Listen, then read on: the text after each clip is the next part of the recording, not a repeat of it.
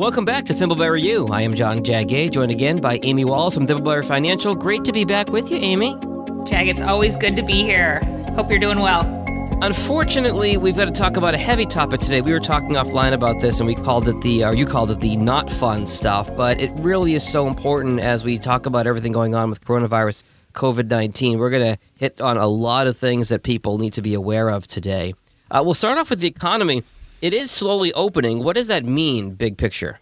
Well, gosh, I wish we knew. Unfortunately, we don't at this time, right? We have ideas, but just like how COVID has played out, we don't know what that ultimately means. What I will say is the market is doing better. That is mostly due to the stimulus package that went through. I would also say there's probably a little less fear as a result of the economy opening up, or at least for some folks. And that probably is helping the markets a little bit, just given that this downturn was really fear-based. I feel like there has been a lot of tug-of-war, Amy, between financial health and physical health, and this battle to want to reopen the economy, but at the risk of spreading the virus. So people, like you said, are a little bit more optimistic now that businesses are starting to reopen. And again, of course, it varies state by state. But what happens if we do have a second wave? What does that mean for the markets? Yeah, unfortunately, it probably has the potential to bring the markets back down a bit. And again, I talked about fear a moment ago. This downturn has been fear-based. And so initially they said expect a fairly steep downturn with a fairly matching upturn, if you will. It's called a V-curve. And I think V-curve needs to be explained because it's the down and the up. It's not necessarily the bottom, right? Right.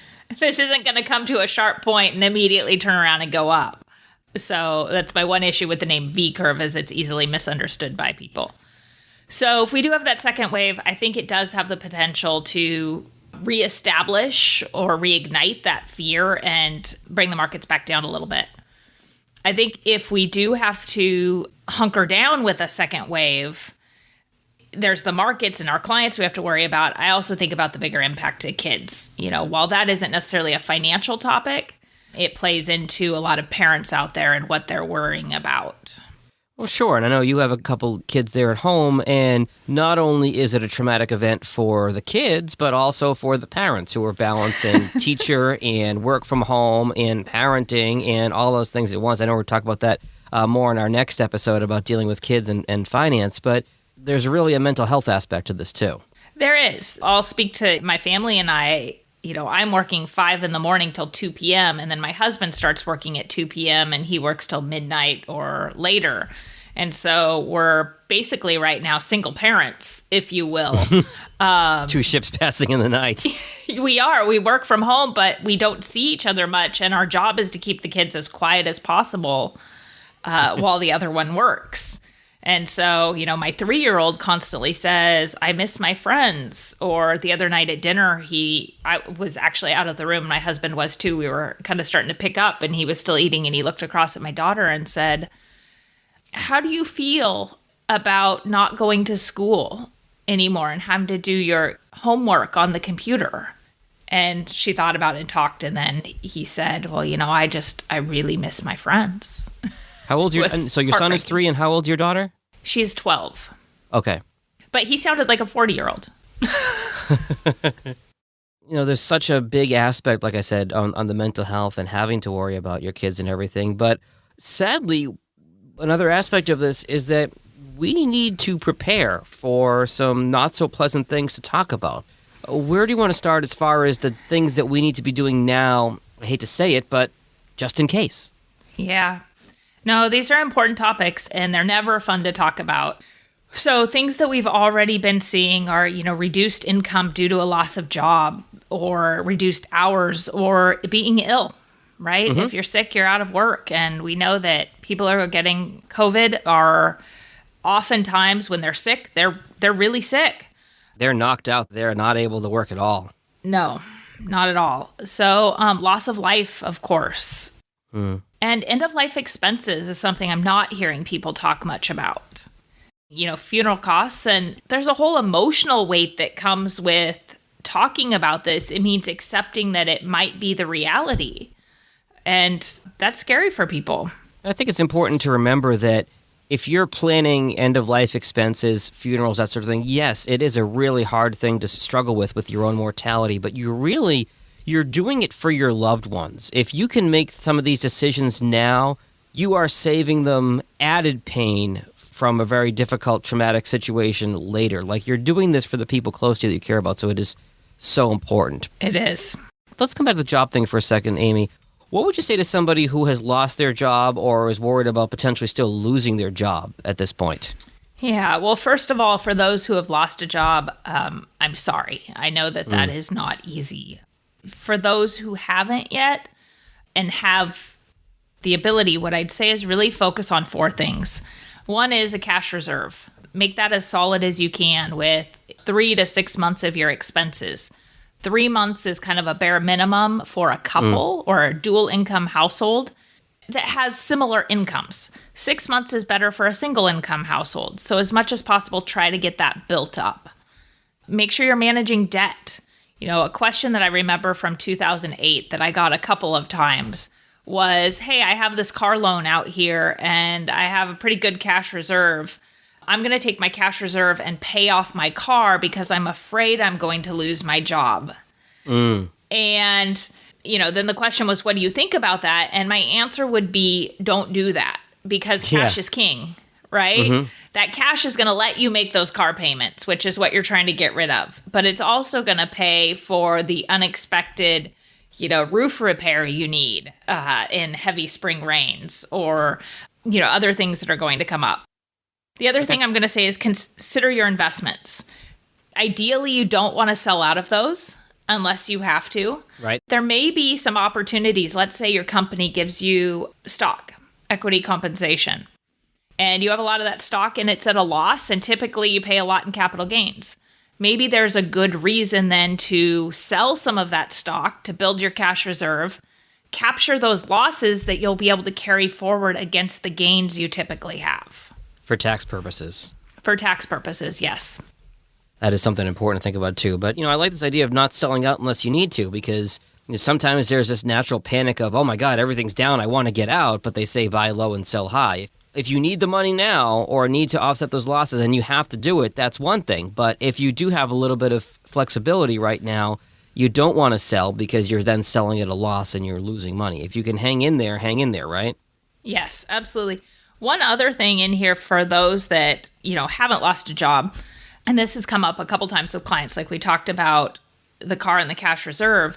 If you've got a decent cash reserve and maybe you already committed to a large home improvement expense before all of this happened or since, and something's changed, and you have a home equity line of credit available to you, you may want to consider, just from a flexibility standpoint, even if you have the cash, using that home equity line of credit to hold on to your cash. Now, I'm not condoning taking on debt you don't need to take on. Sure. But it may just buy you a little bit of time and a little bit of flexibility, especially if you're down in the 2 to 3% interest rate there on that home equity line. It can give you a little extra flexibility. In these uncertain times. Okay, so how many cliches can we squeeze into one podcast? Yeah. I feel like I know we can do so many of them. Again, back to the serious side of things, though. Loss of life is something that, unfortunately, thousands and thousands of people are dealing with right now. What steps can we take to prepare for that kind of a situation? Yeah, I think, unfortunately, there's not a lot we can do to prepare, at least financially, for the loss of life of other people. Our operations manager had a friend call her last weekend. That friend has lost 4 close family members and friends so far to COVID. Oh my God, that's awful. Yeah, our operations manager said she didn't know what to say other than just, I'm sorry. She can't, get together with her. They're close friends, and she can't go give her a hug. She said, normally I would have shown up at her house and just been there with her. But all she could do was talk with her over the phone and just say, I'm sorry. There's nothing else. So this is an area, if you've listened to me before, what you know is I talk about control and influence and what you don't control and influence. And this is an area where you need to focus on what you can control and what you can influence, unfortunately. Yeah. What you need to remember is what, Jag, you said earlier, is that preparing for a loss, and really here it's the loss of your own life, is about your loved ones. It's about who you're leaving behind. Yeah. You can't control what your parents might do. You can't control what your kids may be doing, but you can control what you've done. So right now is a really good time to review your estate plan. Mm-hmm. Does your will say what you want it to? Does your trust still make sense to you? Do you have power of attorney in place? Those types of things. And now medical power of attorney is so important with some of these horror stories we've seen with COVID. Yep. Power of attorney is both medical and financial. So I think it's a really good time to review those. Also to review your insurance, your life insurance. What does that look like? Is it still in place? If you do have a permanent policy, is it funded well enough that it's going to stay in place? Mm-hmm. And since I'm talking about those two things and they involve someone else, meaning an attorney or your insurance agent, in this time, even though we're not able to meet with people face to face, it's still okay to reach out to them, and more than likely they're holding virtual meetings. Over Zoom or something like that, yeah. Exactly. They can talk through these documents with you while you're at home. I had a client recently who was on a virtual meeting with me. It wasn't Zoom, but they said, we need to review something with our insurance agent, but we're waiting till we're back in the office. And I said, well, let's have you reach out because more than likely they're doing a Zoom call or something to that effect.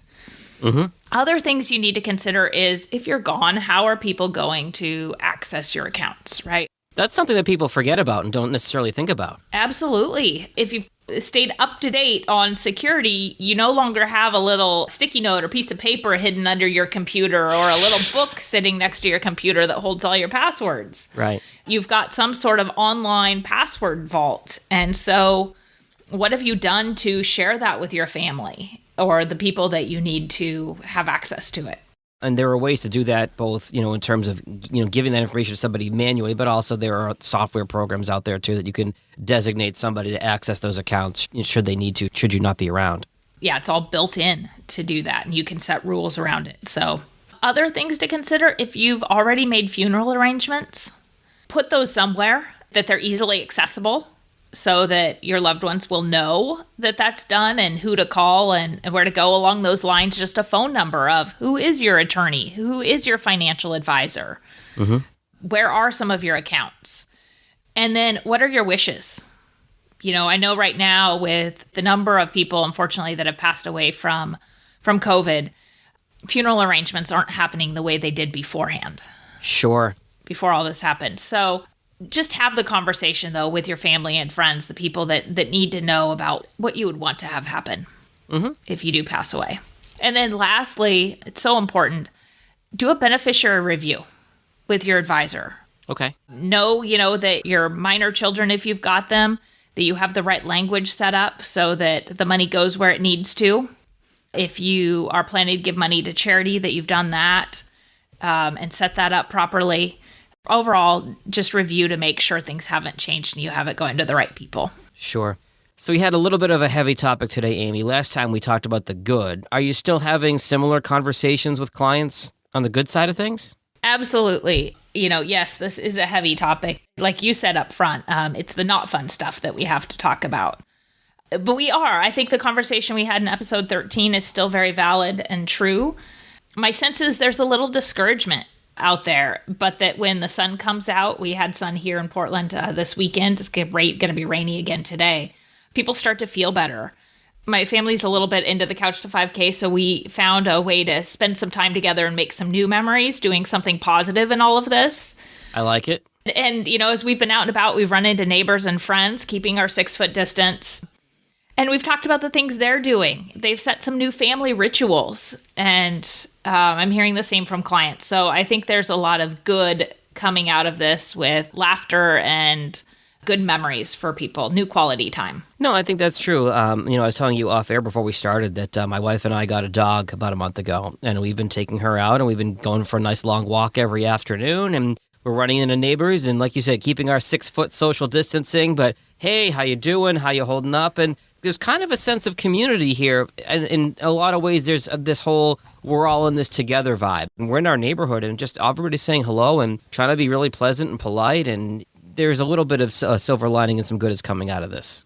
I agree. I think the people we're running into are really grateful, and there's a new or renewed level of kindness, I think, that's out there, and caring. I think so for sure.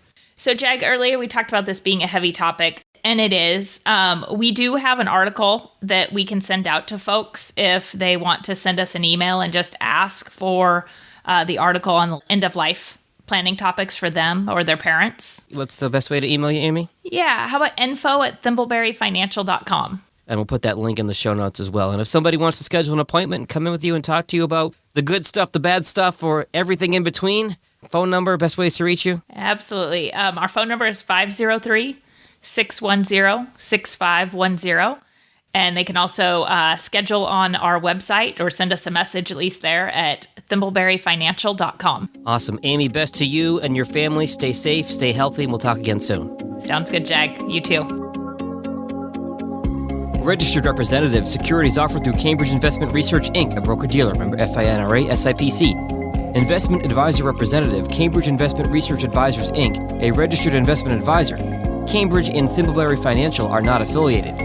Cambridge does not offer tax or legal advice. Thimbleberry Financial is located at 650 Northeast Holiday Street, Suite 1600, Portland, Oregon, 97232.